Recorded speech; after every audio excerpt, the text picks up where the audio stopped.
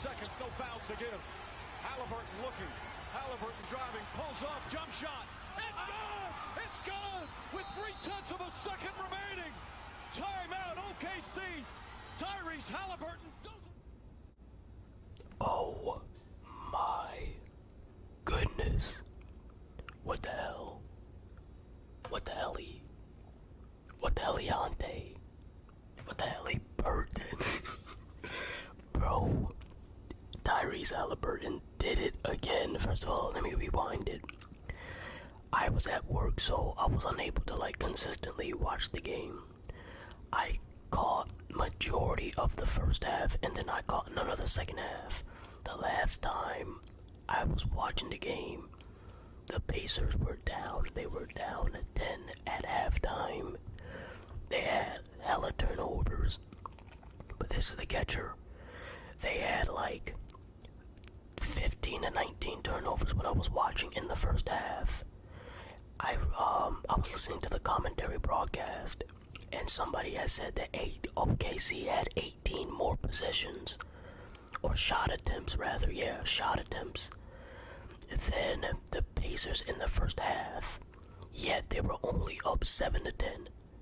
So there were signs from the beginning of the game. The Pacers defense gave them a chance. That's what this really comes down to. The Pacers defense gave them a chance.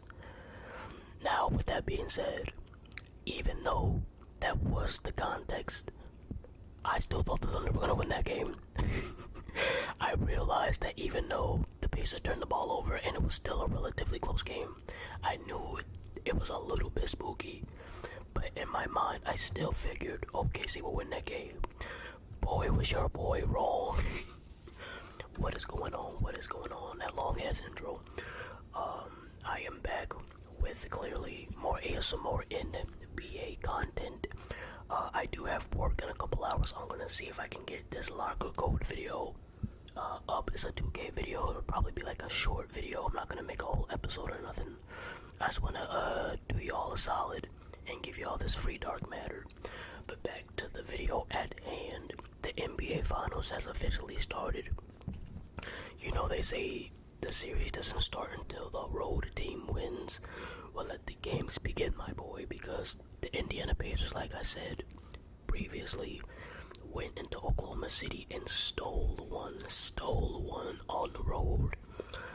I'm not gonna lie, not just because of this game, but especially because of this game. It feels like the Pacers it's gonna be one of those things where the Pacers win the series because of teamwork and everybody's unselfishness. That's what it feels like. Now, my prediction was still Thunder in 6. I've been saying that from the beginning. A lot of people have been saying Thunder in 5. I did think that was a possibility, but I gave them an extra game because I just wanted to respect the Pacers' season and respect Tyrese Haliburton's playoff run that he's currently having. So I've been saying Thunder in 6 for a little while now, but that is a really good win by the Pacers. Oh, and also make sure you check the description. Alright, so let's get into some of the breakdowns and just my thoughts. And also, my prediction as far as the total outcome of the series. The total outcome of the series. Alright, so game 1 is clearly over with. I'm expecting the Thunder, honestly, to win the next 2. Now, it could be tied 2-2 after game 4. But that means if my prediction was to hold true, OKC would probably have to win 2 in a row or something, which can't happen. But let's talk about what allowed the Pacers to stick around. As I mentioned, it was their defense. They did a way better job of contesting the mid-range shots, especially on Shea. They did a way better job than the Minnesota Timberwolves from what I saw, just in from what I was watching in the first half. Players like Nemhard, Siakam, Tyrese Haliburton, they're making sure they're challenging Shea's jump shot from not just in front, but from all different angles, from the side, from behind, and also in front. Those little small things really, and those little small nuances really can impact an elite mid-range shooter. SGA was on fire for majority of the game. But when it really mattered most, I felt like he got reliant too much on that mid-range pull-up, and it wasn't going in. And he had his last few possessions were pretty bad, especially for considering the standard he's been playing at this entire season. Jalen Williams also is really like their entire offense didn't show up besides really SGA in the first 3 quarters. Jalen Williams, I thought he settled too much for the jumper. I didn't see him driving in enough, not nearly enough. He drove in more when Rudy Gobert, Jalen Williams drove in more when Rudy Gobert, a 4-time Defensive Player of the Year, was in the paint, and he didn't care. He drove strong into his chest and was making contact layups, getting and ones, getting to his spots. I didn't see really any of that from Jalen Williams in this game. I wish I could remember who they had on him for the most part. I want to say Siakam, but I feel like that's incorrect. I feel like Siakam was guarding someone else. I just can't think of it. But yeah, the Pacers defense, even earlier on when they were down double-digit points, their defense never let they never let OKC get too far ahead. Like in the Timberwolves series and the other series OKC has played in, when OKC gets up 10 to 15 points, it quickly turns into 20, 25, even 30. The Pacers never let it get to that. They kept the deficit below 15 and below. Not even 15 for that long, but really 15 and below. So you really gotta give credit to Rick Carlisle. The players, Miles Turner, really good. Very underrated. I think he definitely won that matchup against Shet in Game 1. And that matchup is going to be very important in the series. Because neither one of them are truly, really great rebounding centers. They're both slight frame. And they actually play very similar. Very good defenders. Shet I would say he definitely has more defensive upside. But underrated scorers at their position. Underrated mid-range shots at their position. Solid to good 3-pointers at the center spot. So Miles Turner and Shet have a lot of similarities. But Miles Turner is that 10-year experience that he has over Shet. Is really showing right now. If I'm the Thunder, and I don't know why the Thunder changed their lineup at the very beginning of the series, before the series even started. I heard a lot of people talk about it, including former NBA players like Draymond Green, and I agree with them. I don't know why they put Case and Wallace into the starting lineup, but they never did that all year, and that hasn't been their recipe for success this entire playoffs.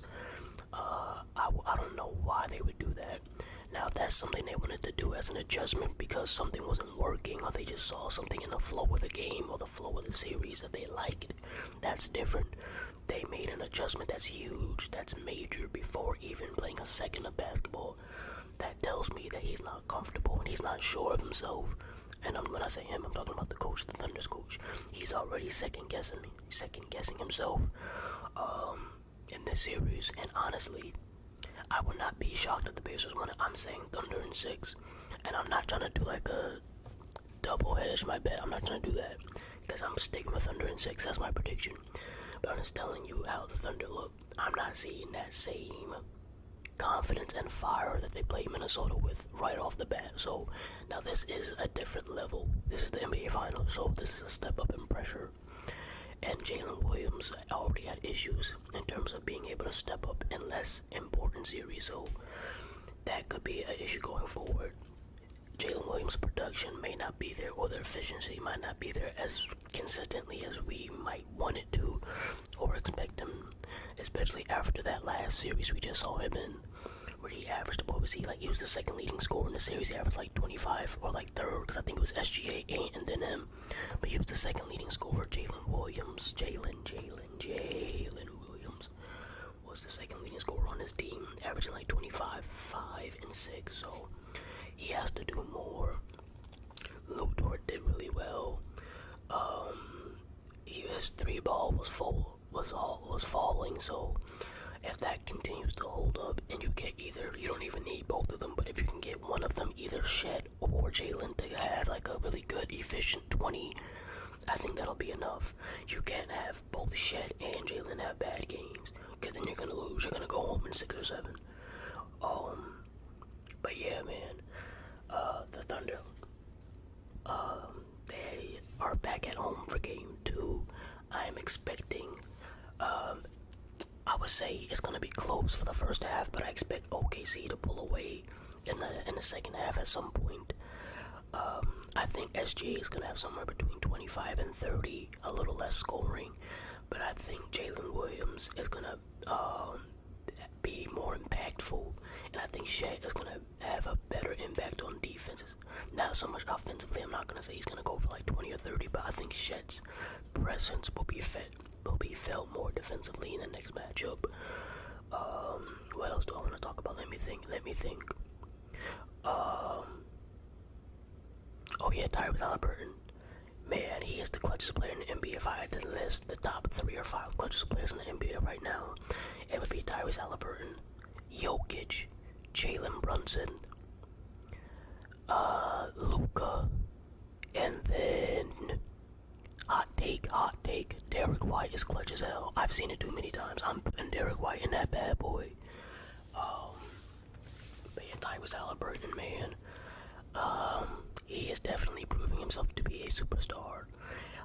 It's so funny that people are like trying to define what he is. He might be an inconsistent superstar. You have to realize the superstars that are coming into the league, that are in the league, we're not going to say coming into the league. The superstars that are arriving, I should say, they're not in their prime. You guys are so used to prime Steph, prime KD, prime LeBron. They were in their absolute peaks and prime, so they had a level of consistency that Anthony Edwards, Tyrese Haliburton, even Jalen Brunson, players like that, they just don't have it because they're young. Tyrese Haliburton is 24, Anthony Edwards is 23. So the superstars that we're seeing turn into superstars, they're not as consistent yet because they're not peaking yet. They're just so elite that they're on this level without peaking yet. But yeah, he is a superstar. He's a pass-first superstar, so you can't judge him like other superstars by scoring. You have to look at his playmaking, his plus-minus, his rebounding, his production, and ultimately, did he win or lose the game? I've said this in the past. I'm not saying he's Magic Johnson, but I said this in Team USA for FIBA and Team USA. The way he pushes the tempo and the pace is Magic Johnson as far as just like tempo pushing. I'm out. Peace. Hey.